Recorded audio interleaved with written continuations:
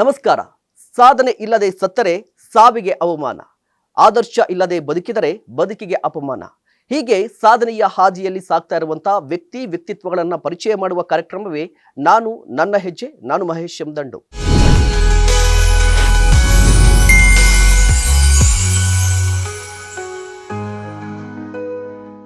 ವೀಕ್ಷಕರೇ, ಈ ವಿಶೇಷ ಸಂಚಿಕೆಯಲ್ಲಿ ನಮ್ಮ ಜೊತೆಯಲ್ಲಿದ್ದಾರೆ ಪೀಣ್ಯ ಕೈಗಾರಿಕಾ ಸಂಘದ ಅಧ್ಯಕ್ಷರಾಗಿರುವಂತಹ ಆರ್ ಶಿವಕುಮಾರ್ ಅವರು. ಸರ್, ಕಾರ್ಯಕ್ರಮಕ್ಕೆ ಸ್ವಾಗತ. ನಮಸ್ಕಾರ ಸರ್. ಮುಖ್ಯವಾಗಿ ನೋಡಿ, ಆರ್ ಶಿವಕುಮಾರ್ ಅಂತ ಹೇಳಿದ್ರೆ ಈಗ ಪೀಣ್ಯ ಕೈಗಾರಿಕಾ ಸಂಘದ ಅಧ್ಯಕ್ಷರಾಗಿದ್ದಾರೆ. ಬಟ್ ಮೂಲತಃ ಶಿವಕುಮಾರ್ ಯಾರು, ಎಲ್ಲಿನವರು, ಈ ಉದ್ಯಮಕ್ಕೆ ಯಾಕೆ ಬಂದರು? ನಮ್ಮದು ಮೂಲತಃ ಗಾಯತ್ರಿ ನಗರ ಅಂತ ಬೆಂಗಳೂರಲ್ಲೇ. ಅಲ್ಲಿ 1978 ನನ್ನ ಒಂದು ಬರ್ತ್ ಆಗಿದ್ದು. ಅಲ್ಲಿಂದನೇ ಬೆಳವಣಿಗೆ, ಎಜುಕೇಷನ್ನು ಎಲ್ಲನೂ ಕೂಡ ಅಲ್ಲಿನ ವಾಸ್ತವ್ಯದಲ್ಲೇ ಬಂದಿದ್ದಂಥ. ನಮ್ಮ ಪೇರೆಂಟ್ಸ್ ಬಂದು ಶ್ರೀಮತಿ ರಾಜೇಶ್ವರಿ ಮತ್ತು ಶ್ರೀ ರಾಮಚಂದ್ರಯ್ಯ ಅಂತ. ಅವರು ಕೂಡ ಒಂದು ಗೌರ್ಮೆಂಟ್ ಉದ್ಯಮಿ ಆಗಿದ್ದರು, ಒಂದು P1 ಆಗಿ ಕೆಲಸ ಮಾಡ್ತಿದ್ರು. ಹಾಗಾಗಿ ಅಲ್ಲಿನ ಒಂದು ಅವರು ಊರಿಂದ ಬೆಂಗಳೂರಿಗೆ ಒಂದು ಜೀವನ ರೂಪಿಸ್ಕೊಳಕ್ಕೆ ಬಂದಾಗ ಗಾಯತ್ರಿ ನಗರದಲ್ಲಿ ಸೆಟ್ಲ್ ಆಗಿದ್ದರು. ನಮ್ಮ ತಾಯಿ ಬಂದು ಬೆಂಗಳೂರವರೇ. ಹಾಗಾಗಿ ನಮ್ಮ ವಿದ್ಯಾಭ್ಯಾಸ ಬಂದು 5H ಇಂಗ್ಲೀಷ್ ಸ್ಕೂಲ್ ಅಂತ 1975ರಲ್ಲಿ ಜನ್ಮ ಆದಾಗ ಒಂದು ಪ್ರೈಮರಿ ಸ್ಕೂಲ್ವರೆಗೂ 5H ಇಂಗ್ಲೀಷ್ ಸ್ಕೂಲ್ ಅಂತ ಒಂದು ವಿದ್ಯಾಭ್ಯಾಸ ಆಯಿತು. ಅದು ಆದ ನಂತರ ಹೈಸ್ಕೂಲ್ಗೆ ಶೇಷಾದ್ರಿಪುರಂ ಬಾಯ್ಸ್ ಹೈಸ್ಕೂಲ್ ಅಂತ ಅಲ್ಲಿ ಹೋದ್ವಿ. ಅಂದರೆ ನೆಕ್ಸ್ಟು ಕಾಲೇಜ್ಗೆ ಒಂದು ಹೆಲ್ಪ್ ಆಗುತ್ತೆ ಅನ್ನೋ ಒಂದು ಕಾರಣದಲ್ಲಿ ಹೈಸ್ಕೂಲು 91ಇಂದ 94. ಮತ್ತು PUC ಬಂದು ಸೈನ್ಸ್ ಮಾಡಿದೆ. PUC ಸೈನ್ಸ್ ಮಾಡಿದಾಗ 94 to 96 ಅಲ್ಲಿನ ಒಂದು ವಿದ್ಯಾಭ್ಯಾಸ ಮುಗಿಸ್ಕೊಂಡು, ನಮ್ಮ ಫ್ಯಾಮಿಲಿಲೇ ಯಾರೂ ಇಂಜಿನಿಯರಿಂಗ್ ಮಾಡಿರಲಿಲ್ಲ. ಒಂದು ನಮ್ಮ ತಾಯಿ ಕಡೆ ಆಗಿರ್ಬೋದು, ನಮ್ಮ ತಂದೆ ಕಡೆ ಆಗಿರ್ಬೋದು, ಯಾಕೆ ಇಂಜಿನಿಯರಿಂಗ್ ಮಾಡ್ಬಾರ್ದು, ಇಂಜಿನಿಯರಿಂಗ್ ಮಾಡಬೇಕಂದ್ರೆ ಒಂದು ಗೌರ್ಮೆಂಟ್ ಸೀಟ್ ತೊಗೊಬೇಕಂದ್ರೆ ಏನು ಪರ್ಸಂಟೇಜ್ ಬರಬೇಕು, ಏನು CET ರ್ಯಾಂಕ್ ಬರಬೇಕು ಅಂತ ಒಂದು ಕಟ್ ಆಫ್ ಅಂತ ಇರುತ್ತಲ್ಲ, ಆ ಒಂದು ಟಾರ್ಗೆಟ್ ಇಟ್ಕೊಂಡು ನಾನು ವಿದ್ಯಾಭ್ಯಾಸದಲ್ಲಿ ಮುಂದುವರ್ಸ್ಕೊಂಡು ಹೋಗ್ತಿದ್ದೆ.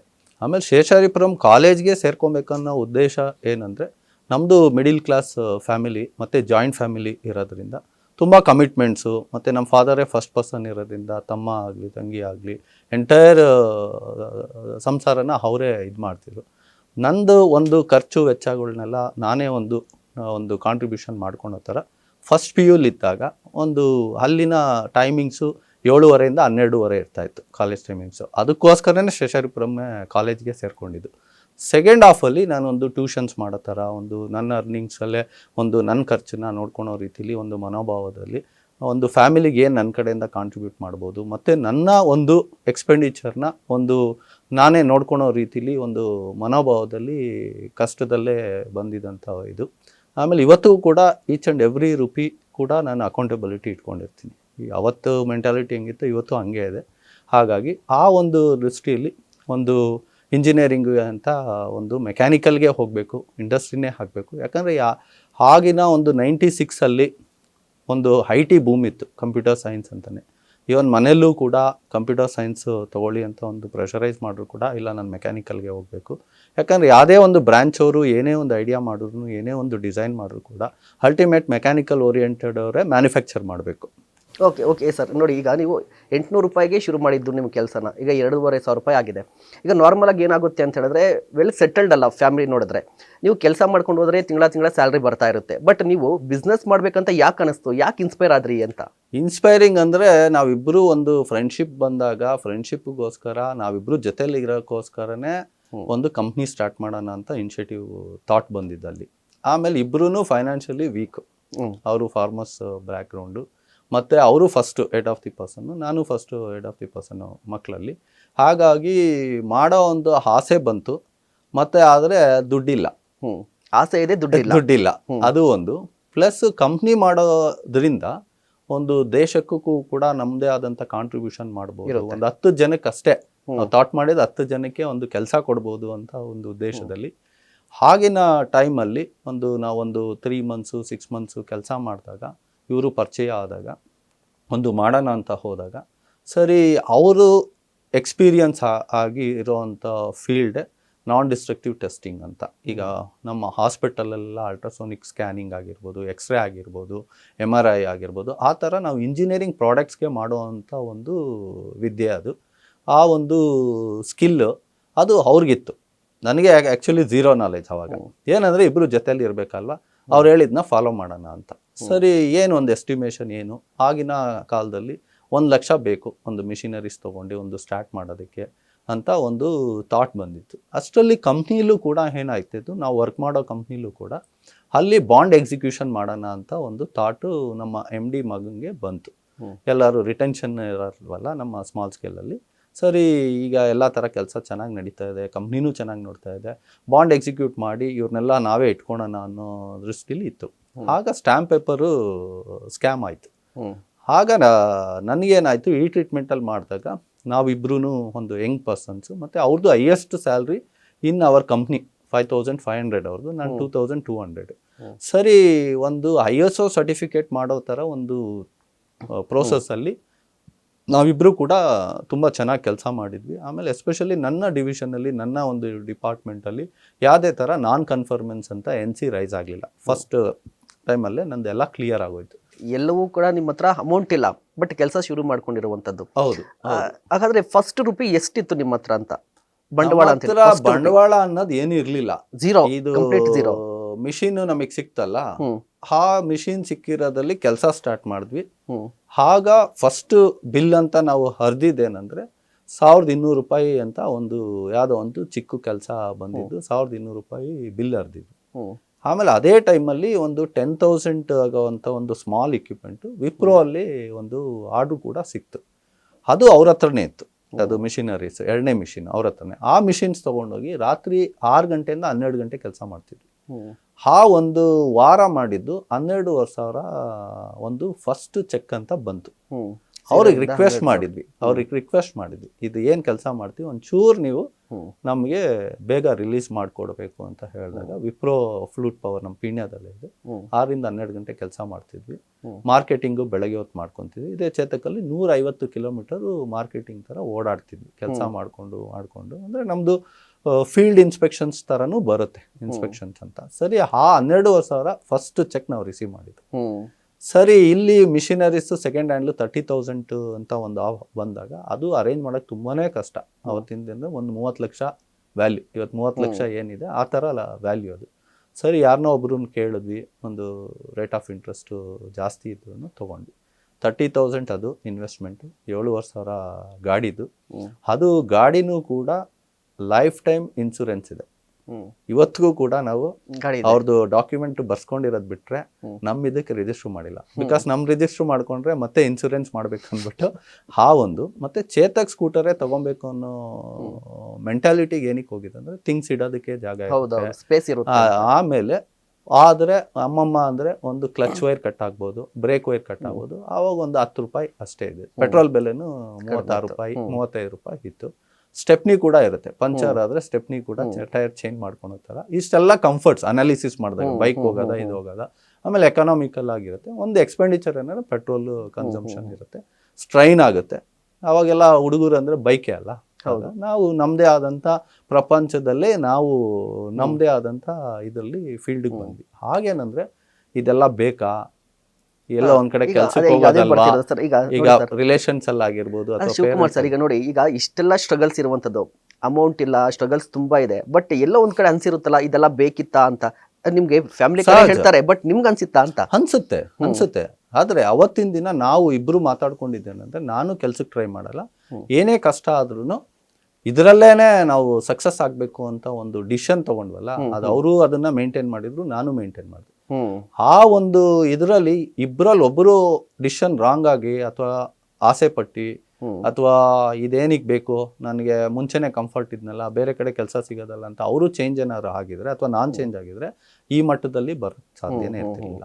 ಈ ಒಂದು ಇದರಲ್ಲಿ ಓವರ್ ಆಲ್ ಎಸ್ಟಿಮೇಷನ್ ನಾವು ಎಷ್ಟು ಇನ್ವೆಸ್ಟ್ಮೆಂಟ್ ಅಂದರೆ 1 by 1 ಹ್ಯಾಡ್ ಆದಾಗ ಮತ್ತೆ ಅರ್ನಿಂಗ್ ಬಂದಾಗ ಪ್ರತಿಯೊಂದನ್ನು ಕೂಡ ಅದರಲ್ಲೇ ಇನ್ವೆಸ್ಟ್ಮೆಂಟ್ ಮಾಡ್ಕೊಂಡು ಹೋದ್ವಿ.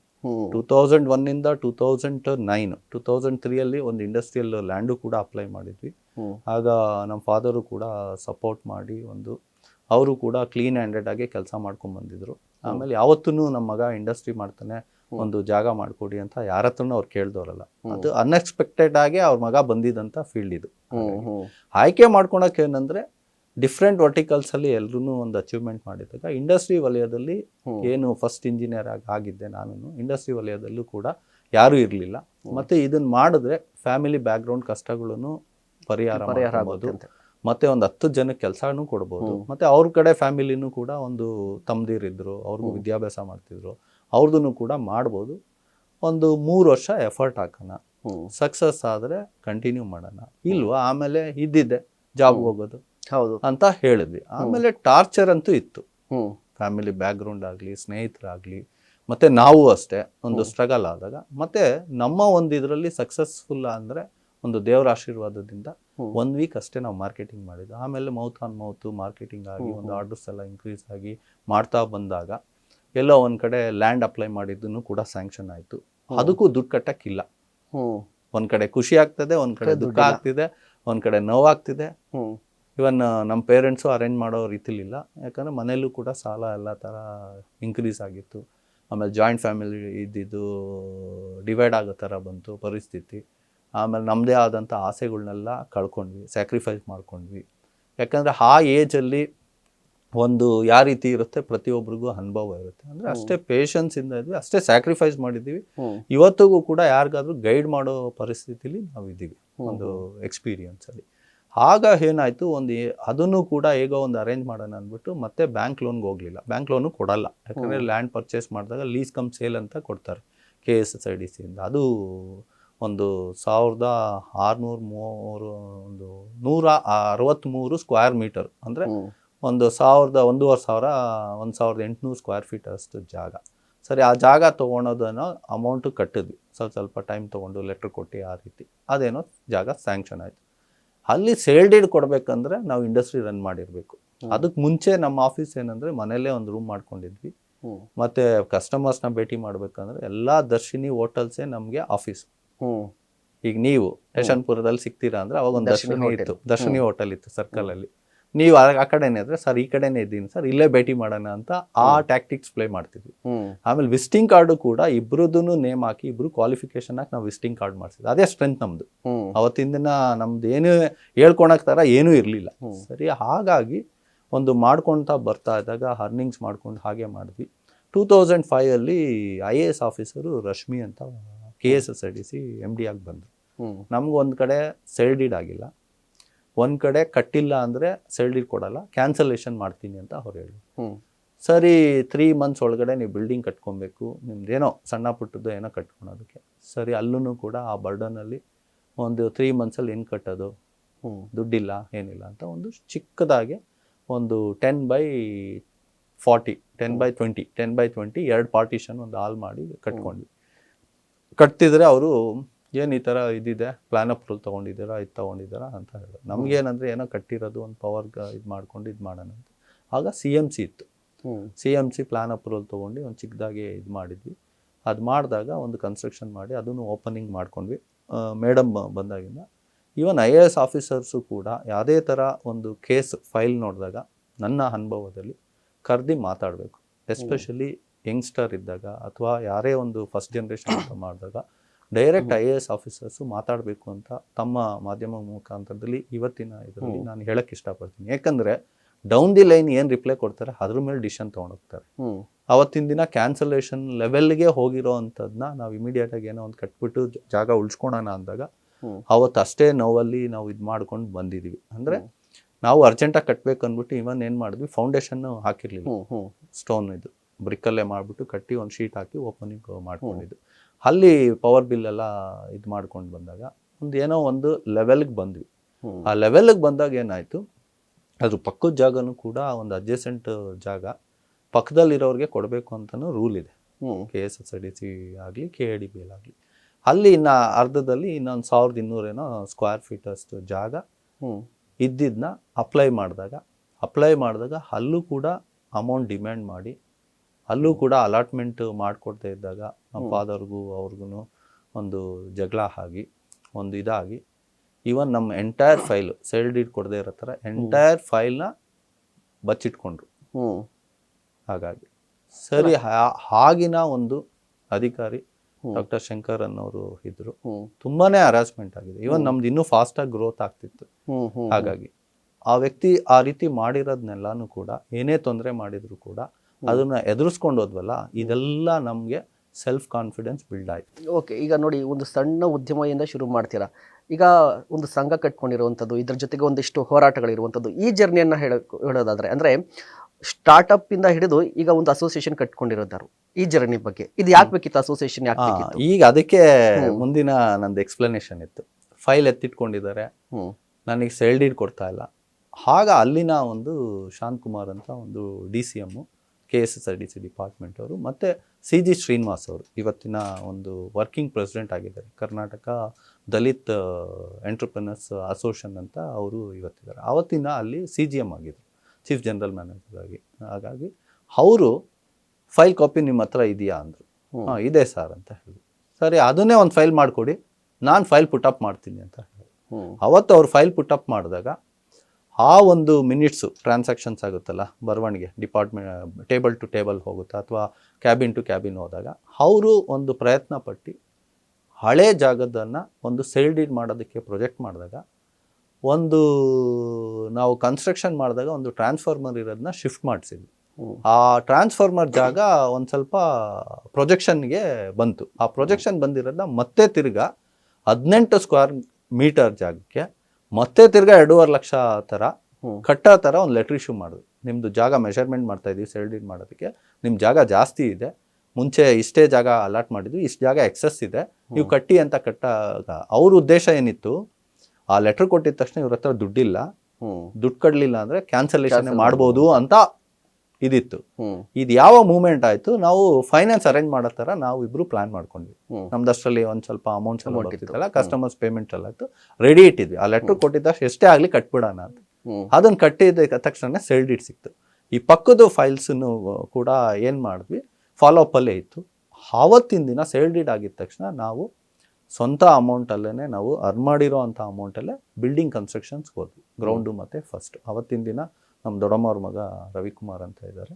ಅವತ್ತು ಅವರು, ನೀವು ಕನ್ಸ್ಟ್ರಕ್ಷನ್ ಮಾಡೋದಾದ್ರೆ ಫುಲ್ ಮಾಡಿ, ನಿಮ್ಮ ಹತ್ರ ದುಡ್ಡಿಲ್ಲ ತಾನೆ, ಒಂದು ಕಾಲಮ್ಸ್ ಹಾಕಿ ಮತ್ತು ಫುಟ್ಟಿಂಗ್ಸ್ ಎಲ್ಲ ಮಾಡಿ ಪ್ರತಿಯೊಂದನ್ನು ಮೋಲ್ಡ್ ಹಾಕಿ ಇಟ್ಬಿಡಿ, ನಿಮಗೆ ದುಡ್ಡಿದ್ದಾಗ ಫಿನಿಶ್ ಮಾಡ್ಕೊಂಡು ಹೋಗಿ ಅಂತ ಒಂದು ಅಡ್ವೈಸ್ ಕೊಟ್ಟರು. ಅವತ್ತು ನಮ್ಗೆ ಗೊತ್ತಿಲ್ಲ ಆ್ಯಕ್ಚುಲಿ, ನಮ್ಮ ಉದ್ದೇಶ ಏನಿತ್ತು ಅರ್ಧದಲ್ಲೇ ಮೋಲ್ಡ್ ಹಾಕ್ಬಿಟ್ಟು ಅದ್ರ ಮೇಲೆ ಕಟ್ಕೊಳೋಣ ಅಂತ, ಇಲ್ಲ ಫುಲ್ ಸ್ಟ್ರೆಚ್. ಅದು ಒಂದು ರೀತಿ ನಮಗೆ ತುಂಬಾ ಹೆಲ್ಪ್ಫುಲ್ ಆಯಿತು ಆ ಗೈಡೆನ್ಸ್. ಆ ರೀತಿ ಮಾಡಿದಾಗ ಏನಾಯಿತು, ನಮ್ಮದು 2009 ಅಲ್ಲಿ ನಮ್ಮದು ಆಫೀಸು ಬಿಲ್ಡಿಂಗ್ ಓಪನ್ ಮಾಡಿದ್ವಿ. ಓಪನ್ ಮಾಡಿದಾಗ ಏನಾಯಿತು, ಮೂವೀಸ್ ಎಲ್ಲ ನೋಡ್ದಂಗೆ ಒಂದು ಲೆಟ್ರ್ ಬರೆದ್ರೆ ಪ್ರೆಸಿಡೆಂಟ್ ಆಫ್ ಇಂಡಿಯಾಗೆ, ಪ್ರೈಮ್ ಮಿನಿಸ್ಟ್ರಿಗೆ, ಗವರ್ನರ್ಗೆ ಏನೋ ಹೆಲ್ಪ್ಫುಲ್ ಆಗುತ್ತೆ ಅಂತ ಒಂದು ಮೂವಿಲಿ ನೋಡ್ತೀವಲ್ಲ, ಅದೇ ರೀತಿ ಮಾರ್ಚ್ 9ನೇ ತಾರೀಕು ನಾವು ರವಿಕುಮಾರ್ ಇನಾಗ್ರೇಷನ್ ಮಾಡ್ಕೊಂಡ್ವಿ. ಆಗ ಒಂದು ಮೇಲ್ ಕಳಿಸಿದ್ವಿ, ಅಷ್ಟರಲ್ಲಿ ಇಮೇಲ್ಸ್ ಅದೆಲ್ಲ ಇತ್ತು. ಆ ಮೇಲ್ ಕಳಿಸಿದಾಗ ಏನಾಯ್ತು, ಪ್ರೆಸಿಡೆಂಟ್ ಆಫ್ ಇಂಡಿಯಾದಿಂದ ಮತ್ತೆ ರಿಟರ್ನ್ ಮೇಲ್ ಕರೆಸ್ಪಾಂಡೆನ್ಸ್ ಬ್ಯಾಕ್ ಫೈರ್ ಆಯ್ತು. ಯಾರಿಗೆ? ಇವ್ರಿಗೆ, ಡಿಪಾರ್ಟ್ಮೆಂಟ್ಗೆ. ಈ ತರ ಅನ್ಯಾಯ ಮಾಡಿದ್ದಾರೆ, ಫೈಲ್ ಎತ್ತಿಟ್ಕೊಂಡಿದ್ದಾರೆ, ನಮ್ಮ ಪಕ್ಕದ ಜಾಗ ಕೊಡ್ತಾ ಇಲ್ಲ ಅಂತ ಇದ್ದಾಗ, ಆಗ ಒಂದು 15 ಡೇಸ್ ಒಳಗಡೆ ಬ್ಯಾಂಗ್ಳೂರ್ DC ಹೋಗಿದೆ. ಆಗ ಯಡಿಯೂರಪ್ಪ ಅವರು CM ಇದ್ರು, ಮತ್ತೆ ಕಟ್ಟ ಸುಬ್ರಹ್ಮಣ್ಯ ನಾಯ್ಡು ಅವರು ಇವರಿದ್ರು, SSI ಮಿನಿಸ್ಟರ್ ಇದ್ರು. ಪ್ರತಿಯೊಂದು ಇಲಾಖೆಗೂ ಲೆಟರ್ ಕರೆಸ್ಪಾಂಡೆನ್ಸ್ ಆಗಿದೆ. ಈ ಲೆಟರ್ ಕರೆಸ್ಪಾಂಡೆನ್ಸ್ ಆಗಿದ್ದಾಗ ಇವ್ರೇನು ಮಾಡ್ತಾರೆ, ನಮ್ಗೆ ಮಾಹಿತಿ ಗೊತ್ತಿರಲಿಲ್ವಲ್ಲ, ಇವರು ರೋಡಿನ ವ್ಯವಸ್ಥೆ ಇಲ್ಲ ಅಂತಾಗ, ಇವತ್ತು ಸಾಕಷ್ಟು ರೋಡ್ ವ್ಯವಸ್ಥೆ ಇರಲ್ಲ, ನಮ್ಮ ಇಂಡಸ್ಟ್ರೀಸ್ ಏನು ಮಾಡ್ತಾರೆ, ಒಂದು ಗಾರ್ಡನಿಂಗ್ ಮಾಡ್ಕೊಳೋದಾಗ್ಲಿ, ಒಂದು ಪೇವರ್ಸ್ ಹಾಕೋಣೋದಾಗ್ಲಿ ಮಾಡಿರ್ತಾರೆ. ಅದೇ ರೀತಿ ನಾವು ಒಂದು ಪೇವರ್ಸ್ ಹಾಕೊಂಡಿದ್ವಿ ಓಡಾಡೋದಕ್ಕೆ ಮತ್ತೆ ಕಸ್ಟಮರ್ ಬಂದರೆ ಅಂತ. ಇದು ಏನಕ್ಕೆ ಹೇಳ್ತೀನಿ ಅಂದರೆ, ಆ ಪೇವರ್ಸ್ ಹಾಕಿರೋ ಜಾಗ ಎನ್ಕ್ರೋಚ್ಮೆಂಟ್ ಅಂದ್ಬಿಟ್ಟು ಡೆಮಾಲಿಷನ್ ಆರ್ಡರ್ನ ನೋಟಿಸ್ ಇಶ್ಯೂ ಮಾಡ್ತಾರೆ KSSRDCಯಿಂದ. ಈ ಒಂದು ಸಂದರ್ಭದಲ್ಲಿ ನಾವು ಅಸೋಸಿಯೇಷನ್ ಅವ್ರನ್ನ ಇನ್ವಾಲ್ವ್ ಮಾಡೋಣ ಅಂತ ಒಂದು ಥಾಟ್ ಬಂತು.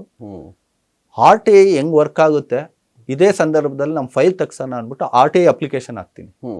ಈ ಸೋಕಾಸ್ ನೋಟಿಸ್ ಕೊಡೋದು ಪ್ರತಿಯೊಂದು ಪಾಸ್ಟ್ ಪ್ರೆಸಿಡೆಂಟ್ಸು ಯಾರಿದ್ದಾರೆ ನಮ್ಮ ಪೀಣ್ಯ ಭಾಗದಲ್ಲಿ, ನಮ್ಗೆ ಗೊತ್ತಿದ್ದೆ ಆಗ ಒಂದು ಪೃಥ್ವಿರಾಜ್ ಸರ್ ಅಂತ ಇದ್ರು, ಮತ್ತೆ ಕ್ರಾಸ್ಟ್ ಅವ್ರು ಇದ್ರು. ಹಾಗಾಗಿ ಅಸೋಸಿಯೇಷನ್ ಅವ್ರನ್ನ ಇನ್ವಾಲ್ವ್ ಮಾಡಿದ್ರೆ ನಮ್ಗೆ ಈ ತಡೆಗಟ್ಬೋದು ಅಂತ. ಅವ್ರೇನಂದ್ರು, ಸೋಕಾಸ್ ನೋಟಿಸ್ ಕೊಟ್ಟಿರೋದಕ್ಕೆ ನೀವು ರಿಪ್ಲೈ ಮಾಡಬೇಕು ಅಂತ ಒಂದು ಅಡ್ವೈಸ್ ಮಾಡಿದ್ರು, ಯಾವುದೇ ಒಂದು ಡಿಪಾರ್ಟ್ಮೆಂಟ್. ನಮ್ಗೆ ಅದು ಗೊತ್ತಿಲ್ಲ ಆ್ಯಕ್ಚುಲಿ, ಅವತ್ತಿನ ಏಜಲ್ಲಿ ಆ ಇದರಲ್ಲಿ ನಮ್ದೇನಂತ ಟೆಕ್ನಿಕಲ್ ಕ್ವಾಲಿಫಿಕೇಶನ್ ಇಟ್ಕೊಂಡು ಕಸ್ಟಮರ್ಸ್ದು ಸರ್ವಿಸ್ ಕೊಟ್ಕೊಂಡು ಬಂದಿದ್ದೀವಿ. ಹಾಗಾಗಿ ಅವತ್ತಿನ ರಿಪ್ಲೈ ಕೊಡಬೇಕಂದ್ರೆ ನನಗೆ ಥಾಟ್ ಬಂದಿದ್ದು, ಇದೇ ರೈಟ್ ಟೈಮು ನಮ್ಮ ಫೈಲ್ ವಾಪಸ್ ತೆಗ್ಸಕ್ಕೆ ಅಂದ್ಬಿಟ್ಟು RTI ಹಾಕ್ತೀನಿ ಅದೇ ಡಿಪಾರ್ಟ್ಮೆಂಟ್ಗೆ. RTI ಹಾಕಿದ ತಕ್ಷಣ ಫೈಲ್ ಹೊರಗಡೆ ಬರುತ್ತೆ. ಒಂದು ಚಿಕ್ಕ ಜಾಗ ಮತ್ತು ಅಡ್ಜಸೆಂಟ್ ಚಿಕ್ಕ ಜಾಗ, ಈ 2 ಜಾಗಕ್ಕೆ ನಮ್ಮದು 2 ಫೈಲ್ ಕ್ರಿಯೇಟ್ ಮಾಡಿದ್ದಾರೆ. ಕಂಪ್ಲೀಟ್ ಫೈಲ್ ಕಾಪಿ ಕೊಟ್ಟಾಗ ಅದರಲ್ಲಿ ಪ್ರೆಸಿಡೆಂಟ್ ಆಫ್ ಇಂಡಿಯಾಗೆ ನಾವು ಲೆಟರ್ ಕೊಟ್ಟಿರೋದು, ಇವ್ರಿಗೆಲ್ಲ ಲೆಟರ್ ಕರೆಸ್ಪಾಂಡೆನ್ಸ್ ಮಾಡಿರೋದು, ಬ್ಯಾಂಗ್ಳೂರ್ DC-ಗಾಗಿರ್ಬೋದು, CM-ಗಾಗಿರ್ಬೋದು, ಗವರ್ನರ್ಗಾಗಿರ್ಬೋದು, ಪ್ರತಿಯೊಂದು ಬಂದಿದೆ. ಆಗ ಗಣೇಶನ್ ಅಂತ MD ಇದ್ರು, GM ಆಗಿ ಡಾಕ್ಟರ್ ಶಂಕರ್ ಅವರಿದ್ರು. ನಾವು ಎಕ್ಸ್ಪ್ಲನೇಷನ್ಸ್ ಕೊಟ್ಟಿದ್ದಾಗ ಅವ್ರು ಅದಕ್ಕೆ ಏನು ಮಾಡ್ತಾರೆ, ಕೋರ್ಟ್ಗೆ ಹೋಗ್ತಾರೆ. ಕೋರ್ಟಿಂದ ನೋಟಿಸ್ ಅಂದರೆ ಕೇವಿಟ್ ಸರ್ವ್ ಮಾಡ್ತಾರೆ, ನಾವೆಲ್ಲಿ ಸ್ಟೇ ತರ್ತೀವಿ ಅಂತ. ಅಸೋಸಿಯನ್ಸ್ ಮೀಟಿಂಗ್ ಆಗುತ್ತೆ. ಅಸೋಸಿಯನ್ಸ್ ಮೀಟಿಂಗ್ ಹಾಕಿದ್ದಾಗ ನಾನು ಕೊಟ್ಟಿರೋದು ಒಂದೇ ಅಪ್ಲಿಕೇಶನ್ RT. ಅವರು ಒಂದು ಫೈಲ್ ತೋರಿಸ್ತಾರೆ, ಯಾರು ಅಸೋಸಿಯೇಷನ್ ರೆಪ್ರೆಸೆಂಟೇಟಿವ್ಸ್ ಮುಂದೆ, ಕಾಸ್ಯ ಆಗಿರ್ಬೋದು, PI ಆಗಿರ್ಬೋದು, ಇವನ್ ಬಾನ್ಸ್ಯ ಆಗಿರ್ಬೋದು, ಕಾಮಾಕ್ಷಿ ಪಾಳ್ಯ, ಎಲ್ಲರೂ ಕುತ್ಕೊಳ್ತಾರೆ, ನಮ್ಮನ್ನು ಕೂಡಿಸ್ತಾರೆ. ನಮ್ಮಿಬ್ಬರು ಪಾರ್ಟ್ನರಲ್ಲಿ ನಮ್ಮ ತಂದೆ ಬೈದಿರ್ತಾರೆ ಅವ್ರಿಗೆ, ಜಾಗ ಒಂದು ಈ ಥರ ಟಾರ್ಚರ್ ಕೊಟ್ಟು ಇದೆಲ್ಲ ಮಾಡಿದ್ದಾರೆ. ಹಾಗಾಗಿ ಆ ಉದ್ದೇಶದಲ್ಲಿ ನಿಮ್ಮ ಪಾರ್ಟ್ನರ್ದೇನಿಲ್ಲ, ನಿಮ್ಮ ಪಾರ್ಟ್ನರ್ ಹೊರಗಡೆ ಕೂಡಿಸಿ ಅಂತ ಇವಾಗ ಮಾತಾಡಿ ಹೊರಗಡೆ ಕೂಡಿಸ್ತಾರೆ. ನಾನು ಕೂತಿರ್ತೀನಿ, ಒಂದು ಫೈಲ್ ತೋರಿಸ್ತಾರೆ ಅಷ್ಟೇ. ಅವತ್ತಿನ ದಿನ ಎಂಟರ್ಪ್ರನರ್ಸು ಏನು ಅಸೋಸಿಯೇಷನಲ್ಲಿ ಪದಾಧಿಕಾರಿಗಳಾಗಿರ್ತಾರೆ ಅವ್ರು ಒಂದು ಹೇಳ್ತಾರೆ, ಇಷ್ಟು ಅಪ್ಲಿಕೇಶನ್ RTAಲ್ಲಿ ಹಾಕಿದ್ದಾರೆ, ಏನೋ ನಿಮ್ಮಂಥವ್ರು ಇನ್ಫ್ಲೂಯೆನ್ಸ್ ಮಾಡ್ತೀರಾ, ಮಾಡಿಕೊಟ್ಟಿರ್ತೀವಿ ಅಂಥದ್ದು ಕೂಡ RTAಗೆ ಹಾಕಿದ್ದಾರೆ, ಇದು ಸರಿನಾ, ಹಂಗೆ ಹಿಂಗೆ ಅಂತ ಸುಮ್ಮನೆ ಒಂದು ಫೈಲ್ ತೋರಿಸ್ಬಿಟ್ಟು ಹೇಳ್ತಾರೆ. ಯಾರು ಅಲ್ಲಿ ಫೈಲ್ ತೊಗೊಂಡು ಏನು ಅಂತ ನೋಡಲಿಲ್ಲ. ಅಲ್ಲೇನಾಯಿತು, ಒಂದು ಸ್ವಲ್ಪ ನಮಗೆ ಅವಮಾನ ಆಯಿತು. ಇವ್ರು ನಮಗೆ ಬುದ್ಧಿ ಹೇಳೋ ಥರ ಒಂದು ವಾತಾವರಣ ಕ್ರಿಯೇಟ್ ಆಯಿತು. ಆ ಒಂದು ದೃಷ್ಟಿಲಿದ್ದಾಗ ನಾವು ಲೀಗಲ್ಗೆ ಹೋಗೋಣ ಅಂದ್ಬಿಟ್ಟು, ಲೀಗಲ್ಗೆ ಇನ್ನೇನು ಸ್ಟೇ ತರೋಣ ಅಂದ್ಬಿಟ್ಟು ಲಾಯರ್ನ ಮಾತಾಡ್ಕೊಂಡಿದ್ದಾಗ ಅಲ್ಲಿನ ಒಂದು ಕೇವಟ್ ಸರ್ವ್ ಮಾಡ್ತಾರಲ್ಲ, ಕೇವಟ್ ಸರ್ವ್ ಮಾಡಿದ್ರೆ ನಾವು ತಿಳಿಸ್ಬಿಟ್ಟೆ ಸ್ಟೇ ಸಿಗಲ್ಲ. ಅಲ್ಲೇನಾಯಿತು, ಲಾಯರ್ ಒಂದು ಲೇಡಿ ತೊಗೊಳೋಣ, ಲೇಡಿ ಲಾಯರ್ ಮುಖಾಂತರದಲ್ಲಿ ಹೋದಾಗ ಅವ್ರ ಅಸಿಸ್ಟೆಂಟ್ಗೆ ಡ್ರಾಫ್ಟಿಂಗ್ ಮಾಡೋ ಇದರಲ್ಲಿ ಇನ್ಸ್ಟೆಡ್ ಆಫ್ KSSIDCನ BD ಅಂತ ಮಾಡಿಬಿಡ್ತಾರೆ. ಆಮೇಲೆ ಮೆರಿಟ್ಸು ಡಿಮೆರಿಟ್ಸು ಎಲ್ಲ ಇದು ಮಾಡಿ ಜಡ್ಜಿಯವರು ಕೂಡ ನೀವು ಫೈಲ್ ಮತ್ತೆ ಸಬ್ಮಿಟ್ ಮಾಡಿ ಅಂತ ಜಸ್ಟ್ ಹೇಳಿರ್ತಾರೆ. ಅವತ್ತು ಕನಕ ಜಯಂತಿ ನೆಕ್ಸ್ಟ್ ಡೇ, ಇವತ್ತು ಕೋರ್ಟಲ್ಲಿ ಇದಾಗಿದೆ. ಮತ್ತು ಇವರು ಆಗ ಗೌರಿಶಂಕರ್ ಅವರು ಚೇರ್ಮನ್ ಆಗಿ ಕಾರ್ಯನಿರ್ವಹಿಸ್ತಿದ್ರು ಅಲ್ಲಿ, ಬೋರ್ಡ್ ಚೇರ್ಮನ್ ಆಗಿ KSSIDC. ಏನಕ್ಕೆ ಇವೆ ಪ್ರಶ್ನೆ ಹೇಳ್ತೀನಿ ಅಂದರೆ, ಕನಕ ಜಯಂತಿ ಗೌರ್ಮೆಂಟ್ ಹಾಲಿಡೇ ಇದೆ, ಕೋರ್ಟ್ ಆರ್ಡ್ರ್ ಇಲ್ಲ, JCB ತಗೊಂಡು ಕಂಪ್ಲೀಟ್ ಅಫಿಷಿಯಲು ಪ್ರಭು ಅಂತ ಎಕ್ಸಿಕ್ಯೂಟಿವ್ ಇಂಜಿನಿಯರು, AW ಅವರು ತೀರೋಗಿದ್ರು, ಶಿವಲಿಂಗ ಅಯ್ಯ ಅಂತ. ಹಾಗಾಗಿ ಇವರೆಲ್ಲ ಏನು ಮಾಡ್ತಾರೆ, ಪೇವರ್ಸ್ ಹಾಕಿರೋದನ್ನ ರಿಮೂವ್ ಮಾಡ್ಕೊಂಡು ಹೋಗ್ತಾರೆ. ರಿಮೂವ್ ಮಾಡ್ಕೊಂಡು ಯಾರು ಸ್ಟಾಪ್ ಮಾಡೋಕ್ಕಾಗಲಿಲ್ಲ, ಇದಾಗಲಿಲ್ಲ. ಸರ್ ಇವ್ರು ಮಾಡಿದ್ದಾರೆ ವಿತೌಟ್ ಡೆಮಾಲಿಷನ್ ಆರ್ಡರು, ನೀವು ಹೆಂಗೆ ಮಾಡ್ತೀರಾ ಅಂತ ನಾನು ಪ್ರಶ್ನೆ ಮಾಡಿದಾಗ ಇದೆ ಅಂತ ಒಂದು ಪೇಪರ್ ಇಟ್ಕೊಂಡೆ, ಕೆರೆದ್ಬಿಟ್ಟು ಹೋಗ್ಬಿಡ್ತಾರೆ JCB. ನಾನೇನು ಮಾಡಿದೆ, ನಾನು ಸ್ಟೇಷನ್ಗೆ ಹೋಗಿ ಕಂಪ್ಲೇಂಟ್ ಕೊಡೋಣ ಅಂತ ಹೋದೆ, ರಾಜಗೋಪಾಲ್ ನಗರ ಸ್ಟೇಷನ್. ರಾಜಗೋಪಾಲ್ ನಗರ ಸ್ಟೇಷನ್ ಹೋಗಿದ ತಕ್ಷಣ ಅಲ್ಲಿ ಕಂಪ್ಲೇಂಟ್ ತೊಗೊತಾ ಇಲ್ಲ. ಅಲ್ಲಿ ಕಂಪ್ಲೇಂಟ್ ತೊಗೊಂಡಿದ್ದಾಗ ನಾನು ಕಮಿಷನರ್ ಆಫೀಸ್ಗೆ ಹೋದೆ, ಸರ್ ಈ ಥರ ಕಂಪ್ಲೇಂಟ್ ತೊಗೊಳಲ್ಲ ಅಂತಿದ್ದಾರೆ, ದಯವಿಟ್ಟು ಸುನಿಲ್ ಕುಮಾರ್ ಇದ್ರು ಅಲ್ಲಿ. ಆಗ ಅವರು ಇಲ್ಲಿಗೆ ಫೋನ್ ಮಾಡಿ ಕಂಪ್ಲೇಂಟ್ ಕೊಟ್ಟಾಗ ನೀವು ತೊಗೊಂಡು ಅಕ್ನಾಲೇಜ್ಮೆಂಟ್ ಕೊಡಿ ಅಂತ. ಸರಿ ಅದೆಲ್ಲ ಮಾಡಿದಾಗ ಇದೆಲ್ಲ ಇದೆ, ಪೇವರ್ಸ್ ಮಾಡಿರೋದ್ರಲ್ಲಿ ಅದೇನು ತಪ್ಪಿದೆ ಅಂತ ಹೇಳಿದಾಗ ಏನೂ ಮಾಡಲಿಲ್ಲ. ಅವತ್ತಿನ ದಿನ ಡಿಸಿಷನ್ ನಾನು ತೊಗೊಂಡಿದ್ದೇನೆಂದರೆ, ಈ ಥರ ಕಷ್ಟದಲ್ಲಿರೋರಿಗೆ ಹೆಲ್ಪ್ ಮಾಡಬೇಕು ಅನ್ನೋ ದೃಷ್ಟಿಲಿ ನಾನು ಒಂದು ಅಸೋಸಿಯೇಷನಲ್ಲಿ ಹೆಜ್ಜೆ ಇಡಬೇಕು, ಅಲ್ಲೂ ಕಾರ್ಯನಿರ್ವಹಿಸಬೇಕು, ಅಲ್ಲೂ ನಂತರ ಕಷ್ಟದಲ್ಲಿರೋರಿಗೆ ಒಂದು ಸಹಾಯವಾಗಿ ನಿಂತ್ಕೊಬೇಕು ಅನ್ನೋ ದೃಷ್ಟಿಲಿ 2010ನೇ ಇಸ್ವಿಲಿ ಈ ಘಟನೆ ಆದಾಗ 2011ನೇ ಇಸ್ವಿಗೆ ಡಾಕ್ಟರ್ ಬಾಲಸುಬ್ರಹ್ಮಣ್ಯಂ ಅಂತ ನಮ್ಮ ಪೂರ್ವ ಅಧ್ಯಕ್ಷರು, ಅವತ್ತಿನ ಅಧ್ಯಕ್ಷರು, ಮತ್ತು DT ವೆಂಕಟೇಶ್ ಅವರು ಅವಾಗಿನ ಗೌರವ ಕಾರ್ಯದರ್ಶಿಯಾಗಿ ಅವರೊಂದು ಕಾರ್ಯನಿರ್ವಹಿಸ್ತಿದ್ದಾರೆ. ಆ ಟೈಮಲ್ಲಿ ಒಂದು ಸ್ಪೆಷಲ್ ಇನ್ವೈಟಿ ಅಂತ ನಾವು ಎಲೆಕ್ಟೆಡ್ ಪರ್ಸನ್ ಜೊತೆಲಿ ಕೊಡ್ತೀವಿ, ನಮಗೊಂದು ಅವಕಾಶ ಮಾಡಿಕೊಡಿ ಅಂತ ನಾನೇ ರಿಕ್ವೆಸ್ಟ್ ಮಾಡ್ತೀನಿ. ಆ ರಿಕ್ವೆಸ್ಟ್ ಮಾಡಿದಾಗ 2011ರಲ್ಲಿ ನನಗೊಂದು ಅವಕಾಶ ಮಾಡಿಕೊಡ್ತಾರೆ ಇನ್ವೈಟಿ ಆಗಿ. ಆವಾಗಲೂ ಅಸೋಸಿಯೇಷನ್ ಅಂದರೆ ಹೆಂಗೆ ವರ್ಕ್ ಆಗುತ್ತೆ ಏನು ಗೊತ್ತಿಲ್ಲ. ಅವಾಗೇನು 21 ಏಜ್ಗೆ ಇಂಡಸ್ಟ್ರಿ ಸ್ಟಾರ್ಟ್ ಮಾಡಿದೆ, 31 ಏಜ್ಗೆ ಅಸೋಸಿಯೇಷನ್ಗೆ ಹೋದೆ. 31 ಏಜ್ಗೆ ಅಸೋಸಿಯೇಷನ್ಗೆ ಹೋದಾಗ ನನಗೆ ಅಲ್ಲಿ ಅಬ್ಸರ್ವೇಷನ್ ಮಾಡೋಣ, ತಿಳ್ಕೊಳ್ಳೋಣ ಪ್ರೊಸೀಜರ್ ಏನು ಅಂತ ಅಬ್ಸರ್ವೇಷನಲ್ಲೇ ಇದ್ದೆ. ನಾನು ಹೇಗಾದರೂ ಮಾಡಿ ಒಂದು ಹೆಸರು ತೊಗೊಬೇಕು, ಇಲ್ಲಿ ಒಂದು ನನ್ನದೇ ಆದಂಥ ಐಡೆಂಟಿಟಿ ತೊಗೊಬೇಕು ಅಂತ ಒಂದು ಫೆಬ್ರವರಿ 12, 13, 14 ಒಂದು ಎಕ್ಸಿಬಿಷನ್ ಮಾಡೋಣ ಅಂತ 2012ಕ್ಕೆ ಪ್ಲ್ಯಾನ್ ಮಾಡ್ತಾರೆ ಇವರು. ಸರಿ, ಅಲ್ಲಿನ ಚೇರ್ಮನ್ಶಿಪ್ಪು ಮಲ್ಯಾರ್ ರೆಡ್ಡಿ ಅಂತ ತೊಗೊಂಡಿರ್ತಾರೆ. ಅವರು ಸುತ್ತಮುತ್ತಿನ ಫ್ರೆಂಡ್ಸ್ ಎಲ್ಲನೂ ಆ ಈವೆಂಟ್ ಆಗೋ ಟೈಮಲ್ಲಿ ಯಾರೂ ಸಪೋರ್ಟ್ ಮಾಡಲ್ಲ. ನಾನು ಮುಂಚೆಯಿಂದ ಹೇಳಿದೆ, ನನ್ನ ಐಡೆಂಟಿಟಿ ಆಗಬೇಕಲ್ಲ, ಒಂದು ಈವೆಂಟ್ ಆದಾಗ ಆ ಈವೆಂಟು ಒಂದು ಜೊತೆಲಿ ಕೆಲಸ ಮಾಡಿದಾಗ ಅದು ಕಷ್ಟ ಅಂದರೆ ಏನು ಡಾಂಕಿ ವರ್ಕ್ ಅಂತ ಹೇಳ್ತೀವಲ್ಲ ಅಂಥದ್ದನ್ನ ಯಾರೂ ಟಚ್ ಮಾಡಲ್ಲ. ಹೌದು. ಈಸಿ ಇರೋದು, ಒಂದು ರೆಫರೆನ್ಸ್ ಇರೋದು, ಆ ಥರ. ಸರಿ, ಆ ಈವೆಂಟಲ್ಲಿ ನನಗೆ ಒಂದು ಅವಕಾಶ ಕೊಡಿ ಅಂತ ಹೇಳಿ 2 ತಿಂಗಳು ಇದ್ದಾಗಲ ಈವೆಂಟ್ ಅನೌನ್ಸ್ಮೆಂಟ್ ಮಾಡಿದ್ದು. ಸರಿ, ಈವೆಂಟ್ ಅನೌನ್ಸ್ಮೆಂಟ್ ಮಾಡಿದಾಗಲೂ ಕೂಡ ನಮ್ಮ KLE dental college Tumakuru road ಪಕ್ಕದಲ್ಲಿ ಹೈಟೆನ್ಷನ್ ಕೆಳಗಡೆ ಜಾಗ ಇತ್ತು. ಡಾಕ್ಟರ್ ಪ್ರಭಾಕರ್ ಕೋರೆ ಅಂತ ಒಂದು ಕನ್ವೆನ್ಷನ್ ಮಾಡಿದ್ದು. ಆ ಜಾಗ ನಾವು ಈವೆಂಟ್ ಮಾಡೋಣ ಅಂತ ಇವರೆಲ್ಲ ಅಪ್ರೋಚ್ ಮಾಡಿದ್ರು ಅಸೋಸಿಯೇಷನ್ ಅವರು. ನನಗೆ ಅಷ್ಟೊಂದು ಹೊರಗಡೆ ಇದರಿಂದ ಗೊತ್ತಿರಲಿಲ್ಲ. ಹೋದಾಗ ಅಲ್ಲಿ ಡಾಕ್ಟರ್ ಪ್ರಭಾಕರ್ ಕೋರೆ ಅವ್ರದ್ದು ಅಪಾಯಿಂಟ್ಮೆಂಟ್ ಸಿಕ್ಕಿರಲಿಲ್ಲ.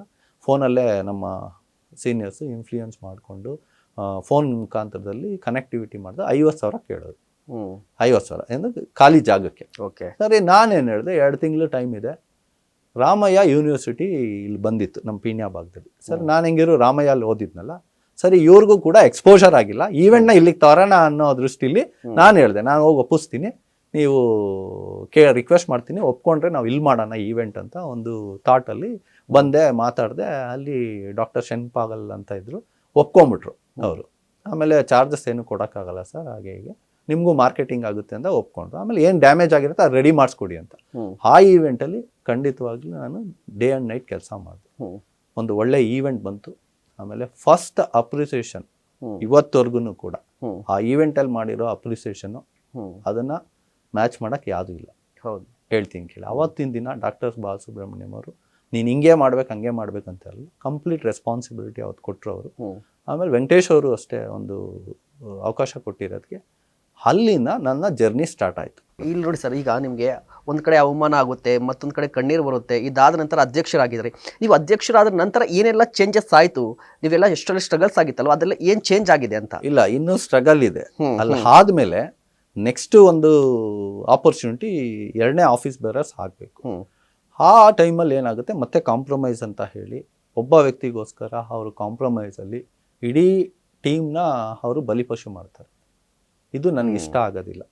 ಯಾಕಂದರೆ ಟೀಮ್ ಇದ್ಕೊಂಡು ನಾವು ಆದಾಗ ಕೆಲಸ ಮಾಡೋದಕ್ಕೆ ಒಂದು ಇದಿರುತ್ತೆ ಅಂತ ನಾನು ಅವತ್ತು ವಾಸ್ತವ್ಯ ಎಕ್ಸ್ಪ್ಲೈನ್ ಮಾಡಿದಾಗ 2019 25 ಸೆಪ್ಟೆಂಬರ್ ಮಂತು 2:30 ಗಂಟೆಗೆ ನಮ್ಮ ಒಬ್ಬರು ಪಾಸ್ಟ್ ಪ್ರೆಸಿಡೆಂಟ್ಸು ನನಗೆ ಫೋನ್ ಮಾಡಿ ಅನ್ಪಾರ್ಲಿಮೆಂಟ್ರಿ ವರ್ಡ್ಸ್ ಎಲ್ಲ ಯೂಸ್ ಮಾಡ್ತಾರೆ.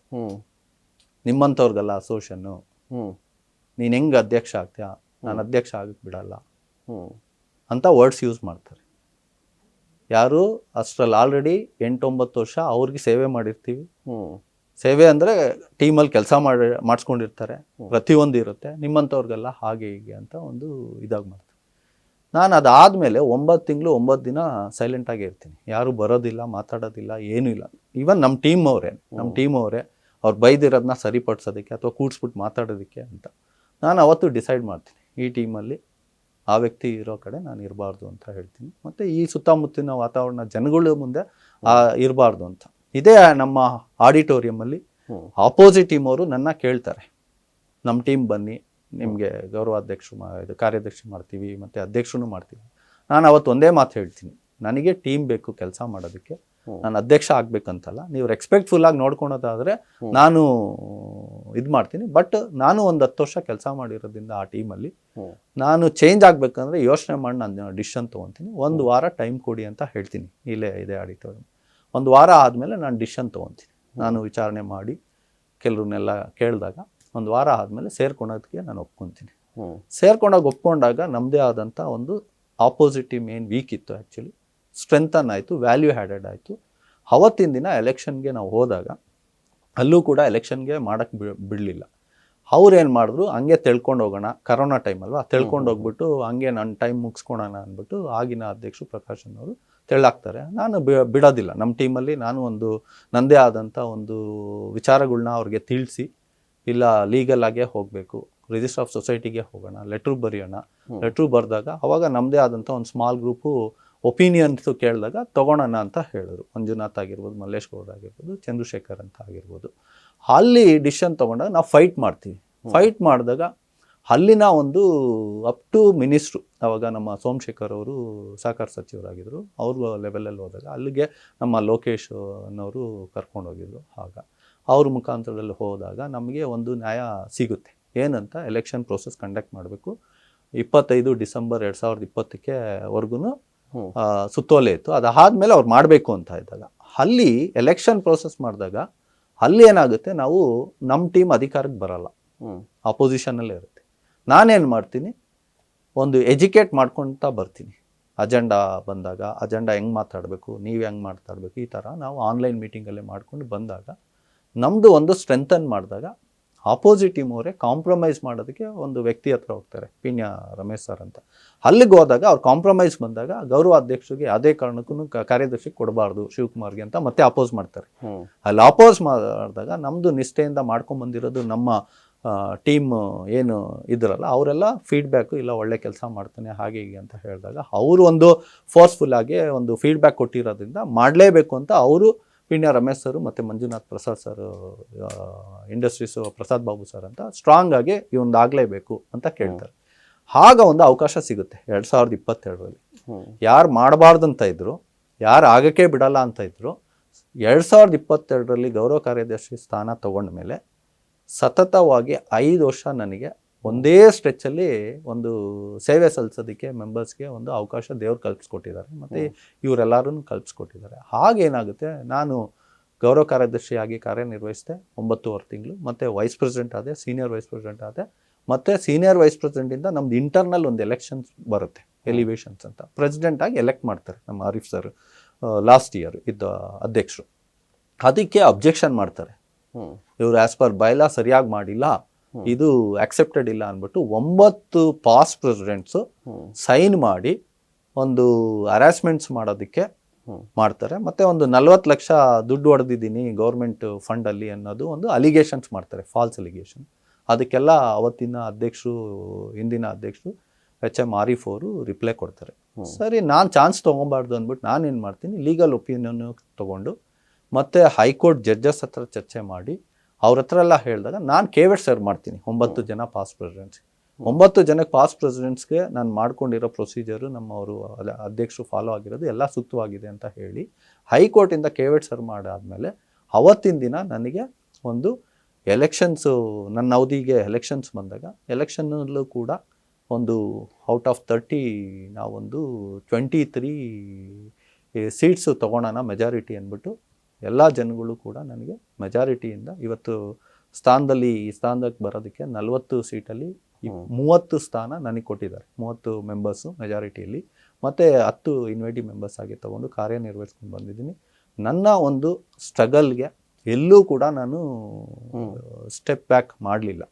ಇವತ್ತು ನಿಷ್ಠೆಯಿಂದ ಕೆಲಸ ಮಾಡೋರಿಗೆ ಮತ್ತು ಸಿನ್ಸಿಯರಿಟಿ ಇದ್ದರೆ ಮತ್ತು ಒಂದು ದೇವರು ಕಾಪಾಡ್ತಾರೆ ಅಂತಾರಲ್ಲ, ಇವತ್ತು ನಾನು ಅಧ್ಯಕ್ಷ ಆಗಿರೋದಕ್ಕೆ ಹೇಳ್ಕೊಳೋದಕ್ಕೂ ಪ್ರೌಡ್ ಇದೆ. ಯಾಕಂದರೆ ಅಷ್ಟೇ ಕಷ್ಟದಲ್ಲಿ ಅಷ್ಟೇ ಎಲ್ಲ ಚಾಲೆಂಜಸ್ನ ಫೇಸ್ ಮಾಡಿಕೊಂಡು ನಮ್ಮ ಟೀಮ್ ಸಪೋರ್ಟ್ ಇಟ್ಕೊಂಡು ನಾನು ಆಗಿದ್ದೀನಿ. ಮತ್ತು ಇನ್ನು 81 ದಿನ ನನ್ನ ಕಾಲಾವಧಿ ಇದೆ. ಆ 81 ದಿನದಲ್ಲಿ ಏನು ಮಾಡಬೇಕು ಅನ್ನೋದನ್ನು ಕೂಡ ಮಾಡಿದ್ದೀನಿ. ಈಗ ಕೈಗಾರಿಕಾ ವಲಯ ಅಂತ ಹೇಳಿದ್ರೆ ಅದರದ್ದಂಥ ಸಮಸ್ಯೆಗಳಿರುತ್ತೆ. ಈಗ ನಾರ್ಮಲ್ ಆಗಿ ಈಗ ಇರುವಂಥ ಸಮಸ್ಯೆಗಳೇನು ಕೈಗಾರಿಕಾ ವಲಯದಲ್ಲಿ? ಈಗ ನಾವು ನೋಡಿ, ನಾವು ಹೇಳ್ತಾ ಇರುವಂಥದ್ದು 2047ಕ್ಕೆ ವಿಕಸಿತ ಭಾರತ ಪರಿಕಲ್ಪನೆ ಕೂಡ ಇರುವಂಥದ್ದು. ಮತ್ತೊಂದು ಕಡೆ ರಾಜ್ಯ ಸರ್ಕಾರ ಇನ್ವೆಸ್ಟ್ ಕರ್ನಾಟಕ ಅಂತ ಮಾಡ್ತಾ ಇರುತ್ತೆ. ಹೀಗೆಲ್ಲ ಇದ್ರೂ ಕೂಡ ಒಂದಿಷ್ಟು ಸಮಸ್ಯೆಗಳಿದೆ ಅಂತ ಹೇಳ್ಬಿಟ್ಟು, ಯಾವ ಸಮಸ್ಯೆಗಳಿದೆ ಮತ್ತು ಸರ್ಕಾರ ಯಾವ ರೀತಿಯಾಗಿ ಸ್ಪಂದಿಸ್ತಿದೆ? ಇಲ್ಲಿ ಸಮಸ್ಯೆಗಳು ಹಲವಾರು ಇದೆ. ಮೇಜರ್ ಆಗಿ ಇವತ್ತು ಒಂದು ಕಾಮನ್ ಪರ್ಸನ್ಗೆ ಒಂದು ಮೂಲಭೂತ ಸೌಕರ್ಯ ಅನ್ನೋದು ಅನಿವಾರ್ಯ. ಆ ಮೂಲಭೂತ ಸೌಕರ್ಯ ತುಂಬ ಅಧ್ವಾನ ಆಗಿದೆ. ಇವತ್ತು ಸರ್ಕಾರ, ಯಾವುದೇ ಸರ್ಕಾರ ಬಂದ್ರೂ ಕೂಡ ಎಸ್ಪೆಷಲಿ ನಮ್ಮ ಸೂಕ್ಷ್ಮ ಮತ್ತು ಸಣ್ಣ ಕೈಗಾರಿಕೆಗಳು ರಾಜ್ಯಾದ್ಯಂತ ಎಲ್ಲೆಲ್ಲಿದೆ ಇವತ್ತು ಮೂಲಭೂತ ಸೌಕರ್ಯಗಳಿಲ್ಲ. ನಮ್ಮ ಪೀಣ್ಯ ಭಾಗ ಒಂದೇ ಅಂತಲ್ಲ, ಯಾಕಂದರೆ ಇಲ್ಲಿ ಪ್ರಾಪರ್ಟಿ ಟ್ಯಾಕ್ಸು 150 ಕೋಟಿ ಕಟ್ತೀವಿ. ಅದರಲ್ಲಿ ಈವನ್ 50% ಕೂಡ ಅವ್ರು ಖರ್ಚು ಮಾಡೋದಿಲ್ಲ. ಬಿಕಾಸ್ ನಾವೆಲ್ಲ ವೋಟರ್ಸ್ ಅಲ್ಲ ಅಂತಾರೆ. ಇವತ್ತು ವೋಟರ್ಸ್, ಅವ್ರ ವೋಟರ್ಸ್ ಯಾರಿದ್ದಾರೆ ಅವ್ರಿಗೆ ನಾವು ಉದ್ಯೋಗ ಕೊಟ್ಟು ಅವ್ರ ಫ್ಯಾಮಿಲಿನ ಮೇಂಟೈನ್ ಮಾಡೋ ರೀತಿಲಿ ಒಂದು ಅವಕಾಶ ಕಲ್ಪಿಸ್ತಿರ್ತೀವಿ. ಇವತ್ತು ಈ ಭಾಗದಲ್ಲಿ 13,000 ಇಂಡಸ್ಟ್ರೀಸ್ ಇದೆ, 13 ಲಕ್ಷ ಜನ ಕೆಲಸ ಇಲ್ಲಿ ಮಾಡ್ತಾ ಇದ್ದಾರೆ. ಅದರಲ್ಲಿ 7.5 ಲಕ್ಷ ಜನ ಮಹಿಳೆಯರು ವರ್ಕ್ ಮಾಡ್ತಿದ್ದಾರೆ. ಈ ಸುತ್ತಮುತ್ತಿನ ಸ್ಕೂಲ್ ಆಗಿರ್ಬೋದು, ಕಾಲೇಜಸ್ ಆಗಿರ್ಬೋದು, ಅಥವಾ ಪಬ್ಲಿಕ್ ಆಗಿರ್ಬೋದು, ಯಾವ ರೀತಿ ಓಡಾಡ್ತಾರೆ. ಇವತ್ತು ಒಂದು portfolio small scale industry minister ಅಂತ ಹೇಳ್ತಾರೆ. ನಾವು ಅವ್ರಿಗೆ ಹೇಳಬೇಕು, ಮತ್ತೆ ಅವರು ಮುಖ್ಯಮಂತ್ರಿಗಳಿಗೆ, ಉಪಮುಖ್ಯಮಂತ್ರಿಗಳಿಗೆ, ಅಥವಾ ಫೈನಾನ್ಸ್ ಯಾರು ಹ್ಯಾಂಡಲ್ ಮಾಡ್ತಿರ್ತಾರೆ, ಅಥವಾ ಇಂಡಸ್ಟ್ರಿ ಡಿಪಾರ್ಟ್ಮೆಂಟ್ಗೆ ಪ್ರೆಷರೈಸ್ ಆಗಿ ಮೂಲಭೂತ ಸೌಕರ್ಯಗಳನ್ನ ನಮ್ಗೆ ಕೊಡ್ಸ್ಕೊಡ್ಬೇಕು. ಈ ಭಾಗದಲ್ಲಿ 3 ಜನ MLA ಬರ್ತಾರೆ. ಈಗ ದಾಸರಳ್ಳಿ MLA ಆಗಿರ್ಬೋದು, ಮತ್ತೆ RR ನಗರ್ MLA ಆಗಿರ್ಬೋದು, ಮತ್ತೆ ಯಶವಂತಪುರ MLA ಆಗಿರ್ಬೋದು. ಇವ್ರ ಉದ್ದೇಶ ಏನು? ನಮ್ಗೆ ಓಟ್ ಬ್ಯಾಂಕಿಂಗ್ ಇಲ್ಲಿಲ್ಲ ಅಂತ ಹೇಳ್ತಾರೆ. ಇಲ್ಲಿ 224 ಕಾನ್ಸ್ಟಿಟ್ಯೂನ್ಸಿ ಜನ ಇಲ್ಲಿಗೆ ಬಂದು ಕೆಲಸ ಮಾಡ್ತಿದ್ದಾರೆ. 13 ಲಕ್ಷ ಜನ ಅಂದ್ರೆ ಆಲ್ಮೋಸ್ಟ್ 7 MLA ಕಾನ್ಸ್ಟಿಟ್ಯೂನ್ಸಿ ಅಷ್ಟು ಜನ. ಮತ್ತೆ ಇಲ್ಲಿ ಎಷ್ಟು ರೆವಿನ್ಯೂ ಜನರೇಟ್ ಆಗುತ್ತೆ ರಾಜ್ಯ ಸರ್ಕಾರ ಮತ್ತು ಕೇಂದ್ರ ಸರ್ಕಾರಕ್ಕೆ? 8,000 ಕೋಟಿ. ನಾವು ಸತತ 2 ವರ್ಷದಿಂದ ಪ್ರೀ ಬಜೆಟ್ ಅಲ್ಲಿ ನಾವು ಮಂಡಿಸಿರೋದು. ಲಾಸ್ಟ್ ಇಯರ್ ಆರಿಫ್ ಸರ್ ಇದ್ದಾಗ, ನಾನಿದ್ದಾಗ, ಮೊನ್ನೆ ಪ್ರೀ ಬಜೆಟ್ ಅಲ್ಲೂ ಕೂಡ 8,000 ಕೋಟಿಲಿ 5% ನಮಗೆ ರಿಟರ್ನ್ ಕೊಟ್ಟು ಒಂದು ಇನ್ಫ್ರಾಸ್ಟ್ರಕ್ಚರ್ಗೆ ಮಾಡಿಕೊಡಿ ಅಂತ 400 ಕೋಟಿ. 400 ಕೋಟಿಲಿ 200 ಕೋಟಿ ದಾಸಹಳ್ಳಿ ಭಾಗಕ್ಕೆ, ಯಾಕಂದ್ರೆ 80% ಆ ಒಂದು ಕಾನ್ಸ್ಟಿಟ್ಯೂನ್ಸಿಗೆ ಬರುತ್ತೆ ನಮ್ಮ ಇಂಡಸ್ಟ್ರಿ ಭಾಗ. ಮತ್ತೆ ಇನ್ನೊಂದು 5% ನಮ್ಮ ಯಶವಂತಪುರ ಕಾನ್ಸ್ಟಿಟ್ಯೂನ್ಸಿ, ಅಲ್ಲಿ 75 ಕೋಟಿ ಕೊಡಿ ಅಂತ ಕೇಳಿದೀವಿ. ಮತ್ತೆ 125 ಕೋಟಿ ಇನ್ನೊಂದು 15% ಅಷ್ಟು ನಮ್ಮ RR ನಗರ್ ಕಾನ್ಸ್ಟಿಟ್ಯೂನ್ಸಿಗೆ ಬರೋದ್ರಿಂದ ಇದು ಒಂದು ಮೂಲಭೂತ ಸೌಕರ್ಯದ. ಆದರೆ ಇನ್ನೊಂದು ಹೆಲ್ತ್ ಆಸ್ಪೆಕ್ಟ್ಸ್ ಅಲ್ಲಿ ಇವತ್ತು ಕೂಡ ನಮ್ಮ ಭಾಗದಲ್ಲಿ 6 ಲಕ್ಷ ಜನ IP ಹೋಲ್ಡರ್ಸ್ ಇದ್ದಾರೆ. 350 ಕೋಟಿ ESI ಕಾಂಟ್ರಿಬ್ಯೂಷನ್ ಹೋಗುತ್ತೆ ವರ್ಷಕ್ಕೆ ಲಾಸ್ಟ್ ಇಯರ್. ಆಮೇಲೆ ಪೀಣ್ಯ ESI ಹಾಸ್ಪಿಟಲ್ ಇವತ್ತು ಕೂಡ ಸೆಕೆಂಡರಿ ಫೆಸಿಲಿಟಿ ಇದೆ. ಸೆಕೆಂಡರಿ ಫೆಸಿಲಿಟಿ ಏನಾದ್ರು ಹೆಚ್ಚಿನ ರೀತಿ ಸೌಲಭ್ಯ ಬೇಕು ಅಂದ್ರೆ ರಾಜಾಜಿನಗರ್ಗೆ ಬರ್ಕೊಡ್ತಾರೆ. ಇಲ್ಲಿಂದ ರಾಜಾಜಿನಗರ್ಗೆ ಹೋಗ್ಬೇಕು. ಇಷ್ಟು ದುಡ್ಡು ಕಾಂಟ್ರಿಬ್ಯೂಷನ್ ಆಗ್ತಿದೆ. ಇವತ್ತು ನಮ್ದೇ ಆದಂತ ರಾಜ್ಯದ ಮಂತ್ರಿ ಇದ್ದಾರೆ, ಶೋಭಾ ಕರಂದ್ಲಾಜೆ ಅವರು. ಅವರು MSME, ಲೇಬರು, ಎಂಪ್ಲಾಯ್ಮೆಂಟ್ ಇದ್ದಾರೆ. ಇವತ್ತು ಈ ಭಾಗದ ಜನಗಳಿಗೆ ಅವರಾಗಿರ್ಬೋದು, ಡಾಕ್ಟರ್ CN ಮಂಜುನಾಥ್ ಆಗಿರ್ಬೋದು, ಅಥವಾ ನಮ್ಮ ಕುಮಾರಸ್ವಾಮಿ ಅವರಾಗಿರ್ಬೋದು, ಈ ಭಾಗದಿಂದ ಒಂದು ಈ ರಾಜ್ಯದಿಂದ ಆಯ್ಕೆ ಆಗಿರೋದಕ್ಕೆ ಏನಾದ್ರು ಈ ರಾಜ್ಯಕ್ಕೆ ಮಾಡ್ಬೇಕಂದ್ರೆ ನಮ್ಮ ತುಮಕೂರು ರೋಡ್ ಅಡ್ಜಸೆಂಟ್ ಅಲ್ಲಿ ಒಂದು ನಿಮ್ಯಾನ್ಸ್ ಹಾಸ್ಪಿಟಲ್, ಒಂದು Jayadev hospital, super speciality hospital ಅವರು ಮಾಡಿಕೊಟ್ಟಿದ್ದಲ್ಲಿ ಈ ನಮ್ಮ ರಾಜ್ಯದ ಜನತೆಗೆ ಕೊಡುಗೆ ಅವರು ಅಪಾರವಾಗಿ ಗೌರವ ಸಲ್ಲಿಸಬೇಕಂದ್ರೆ ಇದೊಂದು ವ್ಯವಸ್ಥಿತವಾಗಿ ಮಾಡಿಕೊಡ್ಬೇಕು. ಇವತ್ತು ಏನಂದ್ರೆ ಕಾರ್ಮಿಕರ ವಲಯದಲ್ಲಿ ಕಾರ್ಮಿಕ ಸಂಘಟನೆಗಳು ಕೂಡ ಅವರು ಮಿನಿಮಮ್ ವೇಜಸ್ ಬಗ್ಗೆ ಮಾತ್ರ ಗಲಾಟೆ ಮಾಡ್ತಾ ಇದ್ದಾರೆ, ಕೊಡಬೇಕು ಅಂತ ಹೋರಾಟ ಮಾಡ್ತಾ ಇದ್ದಾರೆ. ಮಿನಿಮಮ್ ವೇಜಸ್ ಒಂದು ಭಾಗ ಆದರೆ ಆ ಮಿನಿಮಮ್ ವೇಜಸ್ ಬಿಟ್ಟು ಏನ್ ಸೌಲಭ್ಯಗಳು ಕೊಡ್ತಾ ಇದ್ದಾರೆ, ಏನ್ ಕೊಟ್ಟಿಲ್ಲ ಅನ್ನೋದು ಬಗ್ಗೆನೂ ಚಿಂತನೆ ಮಾಡಬೇಕು. ತಮ್ಮ ಮಾಧ್ಯಮ ಮುಖಾಂತರದಲ್ಲಿ ಈ ಸಂಘಟನೆಗಳಿಗೂ ಕೂಡ ಅಥವಾ ಬೇರೆ ಸಂಘಟನೆಗಳಿಗೂ ಕೂಡ ಈ ಭಾಗದಲ್ಲಿ ನಮಗೆ ಈ 3 ಹಾಸ್ಪಿಟಲ್ ಬಂದಿದ್ದಲ್ಲಿ ಈ ತುಮಕೂರು ರೋಡ್ ಅನ್ನೋದು 20 ಡಿಸ್ಟ್ರಿಕ್ಟ್ ಕನೆಕ್ಟಿವಿಟಿ ರೋಡ್ ಇರೋದು ರಾಜ್ಯದಲ್ಲಿ. ಮತ್ತೆ ಹಲವಾರು ಅಕ್ಕಪಕ್ಕ ರಾಜ್ಯದಿಂದ ಬರ್ಬೇಕಂದ್ರೂ ಎಂಟ್ರಿ ಇಲ್ಲೇ ಇರುತ್ತೆ. ಯಾಕಂದ್ರೆ ಇವತ್ತು ನಿಮ್ಮಾನ್ಸ್ಗೆ ಹೋಗ್ಬೇಕಂದ್ರೆ ಈ ಭಾಗದಿಂದ ಆ ಭಾಗಕ್ಕೆ, ಅಥವಾ ಜಯದೇವ್ ಹಾಸ್ಪಿಟಲ್ಗೆ ಹೋಗ್ಬೇಕಂದ್ರೆ ನಿಮ್ಗೆ ಗೊತ್ತು ಅದು ಪ್ರಾಣ ಇರುತ್ತೆ ಅಂತನೋ ಪ್ರಾಣ ಹೋಗುತ್ತೆ ಅಂತನೋ. ಯಾಕೆ ಈ ಚಿಂತನೆ ಮಾಡಬಾರ್ದು ಅಂತ. ಮತ್ತೆ ಇನ್ನೊಂದು ಅನಿಸ್ತಾ ಇರುವಂಥದ್ದು, ನಮ್ಗೆ ಆಲ್ರೆಡಿ ಸ್ವತಂತ್ರ ಬಂದು 75 ವರ್ಷದ ಮೇಲೆ ಆಗಿರುವಂಥದ್ದು. ಸರ್ಕಾರಗಳು ಬದಲಾಗ್ತಾ ಇದೆ, ರಾಜ್ಯದಲ್ಲೂ ಬದಲಾಗ್ತಾ ಇದೆ, ಕೇಂದ್ರದಲ್ಲೂ ಕೂಡ ಬದಲಾಗ್ತಾ ಇದೆ. ಬಟ್ ಕಾರ್ಮಿಕ ವಲಯದ ಸಮಸ್ಯೆಗಳು ಮಾತ್ರ ಬದಲಾಗ್ತಾ ಇಲ್ಲ, ಚೇಂಜ್ ಆಗ್ತಾ ಇಲ್ಲ.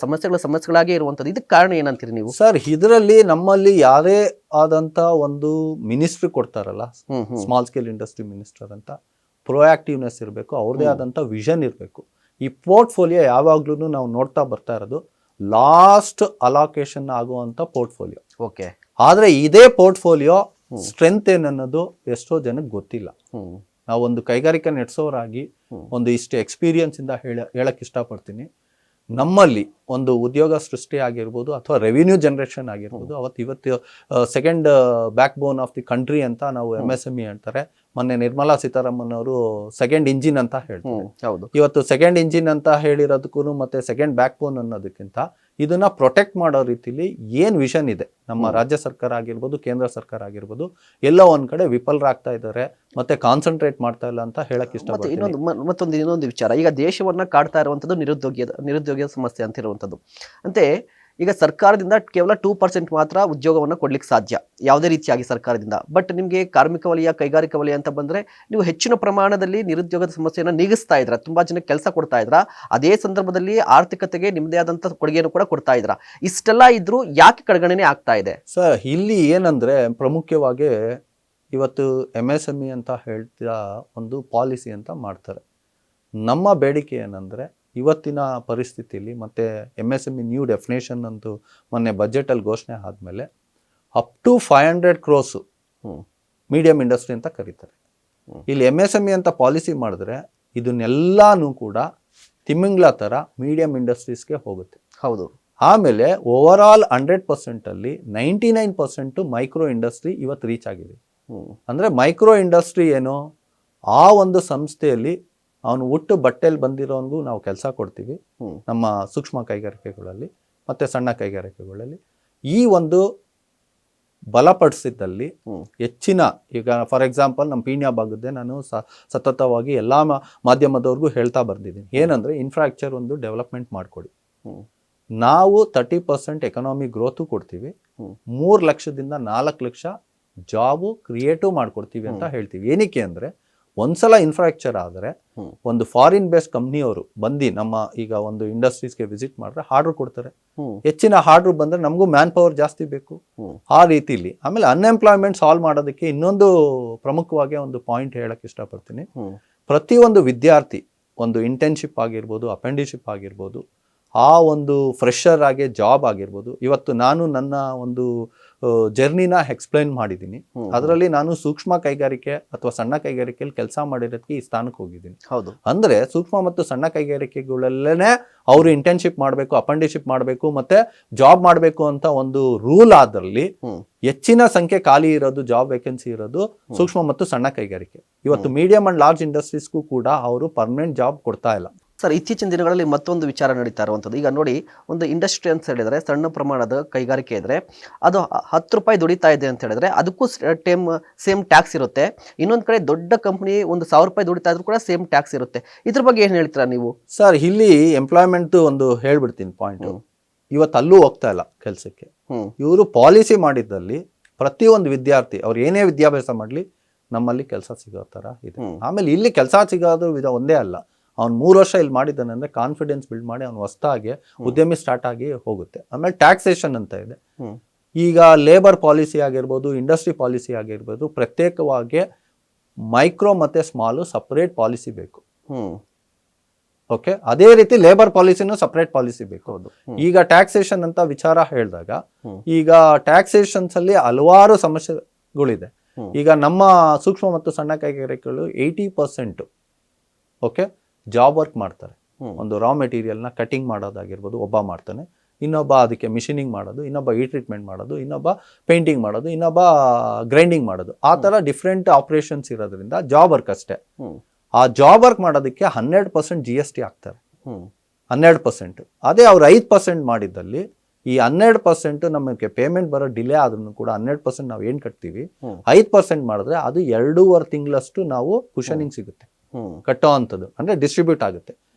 ಈ ಒಂದು ವ್ಯವಸ್ಥಿತವಾಗಿ ಮಾಡಿಕೊಟ್ರೆ ನಮ್ಮ ಸೂಕ್ಷ್ಮ ಮತ್ತು ಸಣ್ಣ ಕೈಗಾರಿಕೆಗಳು ಒಂದು ಬೆಳವಣಿಗೆಗೆ ಒಂದು ಹೆಲ್ಪ್ಫುಲ್ ಮಾಡೋ ಥರ ಆಗಿದೆ. ಇವತ್ತಿನ ಪರಿಸ್ಥಿತಿ ಏನಾಗಿದೆ, ಇಂಡಸ್ಟ್ರಿ ನಡೆಸ್ತಾ ಇರೋರೆಲ್ಲ ದುಡ್ಡಿರೋರು ನಾವೆಲ್ಲಾನು ಟ್ಯಾಕ್ಸ್ ಹಾಕಬೇಕು ಅಂತ ಹೇಳ್ತಾರೆ. ಇವತ್ತು ಬೇಸಿಕ್ ಕಾಸ್ಟ್ ನೀವು ಏನೇ ಒಂದು ಪ್ರಾಡಕ್ಟ್ ನೋಡಿ, ಬೇಸಿಕ್ ಕಾಸ್ಟ್ ಇನ್ಕ್ರೀಸ್ ಆಗೋದ್ರಿಂದ GST ಕಲೆಕ್ಷನ್ ಜಾಸ್ತಿ ಆಗ್ತಿದೆ ಹೊರತು ಬಿಸ್ನೆಸ್ ಡೆವಲಪ್ಮೆಂಟ್ ಆಗ್ತಿಲ್ಲ.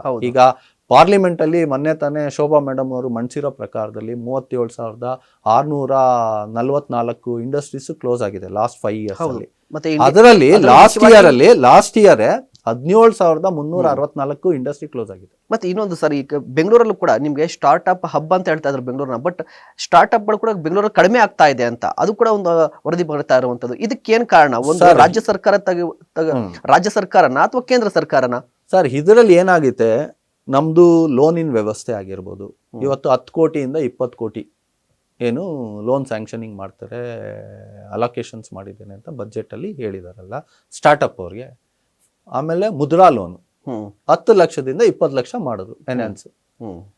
ಇವತ್ತು ಎಷ್ಟು ಜನಕ್ಕೆ 10 ಲಕ್ಷ ಇದ್ದಿದ್ನ ಕೊಡೋಕ್ಕೆ ಸಾಧ್ಯ ಆಗಿದೆ? ಬ್ಯಾಂಕಲ್ಲಿ 10 ಲಕ್ಷ ಕೊಡೋದಕ್ಕೇನೆ ಆಗ್ತಾ ಇಲ್ಲ. ಮತ್ತೆ ಸ್ಟಾರ್ಟ್ಅಪ್ಸ್ ಕಂಪ್ನಿಗೆ ವಿತೌಟ್ ಕೊಲಾಟ್ರಲ್ ಅವ್ರಿಗೂ ಕೊಡತ್ತಾನೆ ಇಲ್ಲ ಲೋನು. ಇವತ್ತು ಸ್ಟಾರ್ಟ್ಅಪ್ ಕಂಪ್ನಿ ಒಂದು ಐಡಿಯಾ ಇಟ್ಕೊಂಡು ಮಾಡಕ್ ಬಂದಿರೋ ವ್ಯಕ್ತಿಗೆ ನೀವು ಪ್ರಾಪರ್ಟಿ ಕೊಡಿ, ಪ್ಲೆಡ್ಜ್ ಮಾಡಿ, ಆಮೇಲೆ ನಾವು ಲೋನ್ ಕೊಡ್ತೀವಿ ಅಂತ ಹೋದ್ರೆ ಆಗಲ್ಲ. ಆಮೇಲೆ ಇನ್ನೊಂದು ಸ್ಟಾರ್ಟ್ಅಪ್ ಕಂಪ್ನಿಲಿ ಇನ್ನೊಂದು ವಿಚಾರ ಹೇಳ್ಬಿಡ್ತೀನಿ. ಒಂದ್ ನಿಮಿಷ.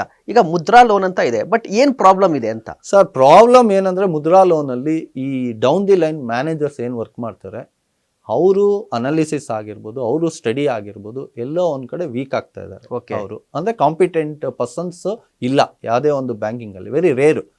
ಈಗ ಒಂದು ಯುವಕರಿಗೆ ನಾವು ಸಪೋರ್ಟಿಂಗ್ ಮಾಡಬೇಕು ಅಥವಾ ಕ್ಯಾಲ್ಕುಲೇಟೆಡ್ ರಿಸ್ಕ್ ಅಂತ ಹೇಳಕ್ ಇಷ್ಟಪಡ್ತೀನಿ. ಕ್ಯಾಲ್ಕುಲೇಟೆಡ್ ರಿಸ್ಕ್, ಇಲ್ಲಿ ಒಂದು 5 ಜನ ಇದ್ದೀವಿ ಅಂದ್ರೆ ಒಂದು ಅವರಲ್ಲಿ ಯಾರಿಗೆ ನಾನು ಮಾಡಬಹುದು ಅಂತ ಒಂದು ಇಂಟರ್ವ್ಯೂ ಕಂಡಕ್ಟ್ ಮಾಡಿ ಆ ಒಂದು ಚಾನ್ಸ್ ತಗೊಬೇಕು ಅವರು, ಆ ಸಪೋರ್ಟಿಂಗ್ ಮಾಡ್ಬೇಕು ಅವರು.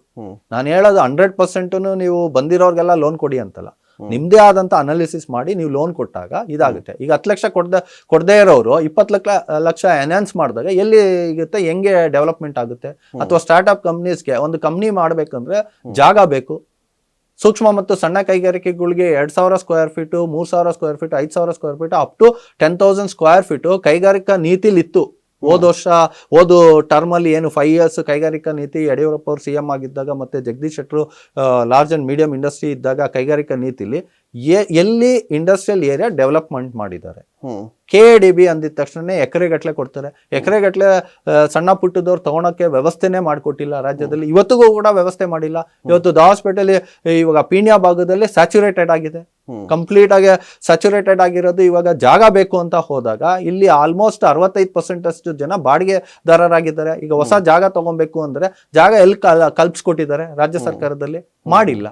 ಮತ್ತೆ ಇನ್ನೊಂದು ಪ್ರಶ್ನೆ ಸರ್, ಬ್ಯಾಂಕಿಂಗ್ ಸಿಸ್ಟಮ್ ಬಗ್ಗೆ ನೋಡಿ. ಈಗ ಸಾಲ ಅಂತ ಲೋನ್ ತೆಗೆದುಕೊಳ್ಳುವಂಥ ಸಂದರ್ಭದಲ್ಲಿ ಏನಾಗುತ್ತೆ ಅಂತ ಹೇಳಿದ್ರೆ ಕೆಲವರಿಗೆ ಲೋನೇ ಸಿಗೋದಿಲ್ಲ, ಇನ್ನೊಂದು ಕೆಲವರಿಗೆ ಸಾವಿರಾರು ಕೋಟಿ ಲೋನ್ ಸಿಗುತ್ತೆ. ಈ ಬ್ಯಾಂಕಿಂಗ್ ಸಿಸ್ಟಮ್ ಬಗ್ಗೆ ಏನು ಹೇಳ್ತೀರಾ ನೀವು? ಬ್ಯಾಂಕಿಂಗ್ ಸಿಸ್ಟಮ್ ಅಲ್ಲಿ ಸರ್ ನಾವು ಸತತ 4 ವರ್ಷದಿಂದ ನಾನು ಒಂದು ಪಾಯಿಂಟ್ ನಮ್ಮ ಫೈನಾನ್ಸ್ ಮಿನಿಸ್ಟರ್ ಗೌರ್ಮೆಂಟ್ ಆಫ್ ಇಂಡಿಯಾದಾಗೆ ಏನು ಹೇಳ್ತಾ ಇರೋದಂದ್ರೆ, ಸಿಬಿಲ್ ರೇಟಿಂಗ್ ಏನು ಸಿಬಿಲ್ ಸ್ಕೋರ್ ಅಂತ ಏನಿದೆ ಅದು ಅಬಾಲಿಷ್ ಮಾಡಿ ಅಂತ ಕೇಳಕ್ಕೆ ಇಷ್ಟಪಡ್ತೀನಿ. ಏನಕ್ಕೆ ಅಂದ್ರೆ ಇವತ್ತು ನೀವು 1 ಲಕ್ಷ ಅಥವಾ 10,000 ಲೋನ್ ತಗೊಂಡಿರ್ತೀರಾ, ಒಂದು ₹100 ಶಾರ್ಟೇಜ್ ಆಗಿ ಕಟ್ಟಿರ್ತೀರ.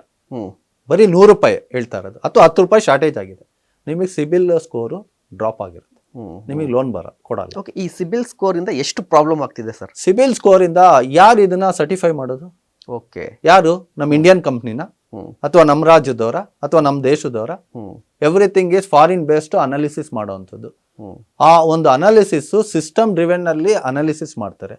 ಇಲ್ಲಿನ ವ್ಯಕ್ತಿ ಬಗ್ಗೆ ಅನಾಲಿಸಿಸ್ ಮಾಡಬೇಕಾಗಿರೋದು ಅಲ್ಲಿನ ಬ್ರಾಂಚ್ ಮ್ಯಾನೇಜರ್ ಆಗಿರ್ಬೋದು, ಅಲ್ಲಿನ ಕಂಪ್ನಿಗೆ ವಿಸಿಟ್ ಮಾಡೋರಾಗಿರ್ಬೋದು, ಅಥವಾ ಪರ್ಚೇಸ್ ಆರ್ಡರ್ ಅವ್ರಿಗೇನಿದೆ, ಆರ್ಡರ್ಸ್ ಏನಿದೆ ಅದನ್ನ ನೋಡಿಕೊಂಡು ಅವರು ಲೋನ್ ಪ್ರೊಸೆಸ್ನ ಮಾಡಬೇಕು ಹೊರತು ಈ ಸಿಬಿಲ್ ಸ್ಕೋರಿನೇ ಮೇಜರ್ ಆಗಿ ಪಾಯಿಂಟ್ನ ಕನ್ಸಿಡರ್ ಮಾಡಿ ಸಿಬಿಲ್ ಡ್ರಾಪ್ ಆಗಿದೆ, ನಿಮ್ಮ ಸಿಬಿಲ್ ಸ್ಕೋರಿಂದ ಲೋನ್ ಕೊಡಲ್ಲ ಅಂತಿದ್ದಾರೆ. ಹೌದು, ಇದು ಮೇಜರ್ ಥಿಂಗ್ಸ್. ಇದು ಅಬಾಲಿಷನ್ ಆಗಬೇಕು ಸೂಕ್ಷ್ಮ ಮತ್ತು ಸಣ್ಣ ಕೈಗಾರಿಕೆಗಳು.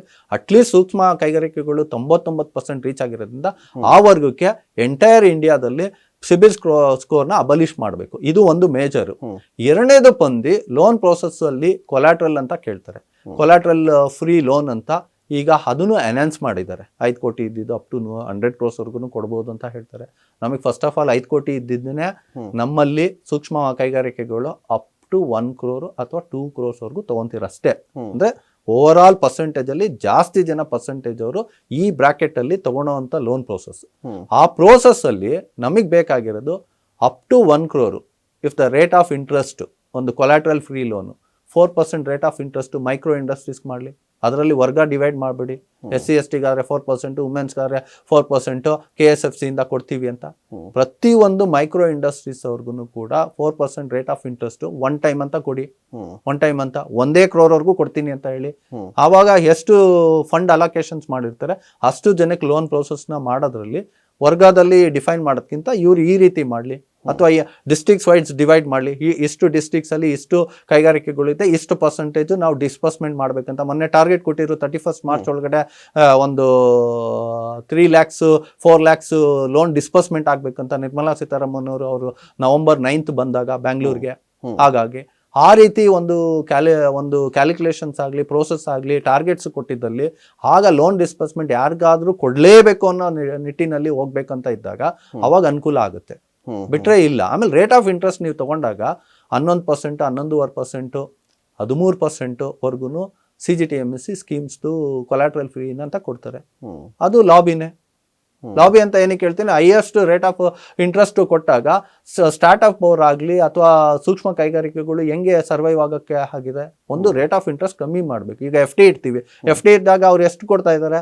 6.5, 7, 7.45, 7.6 ಇದೆ.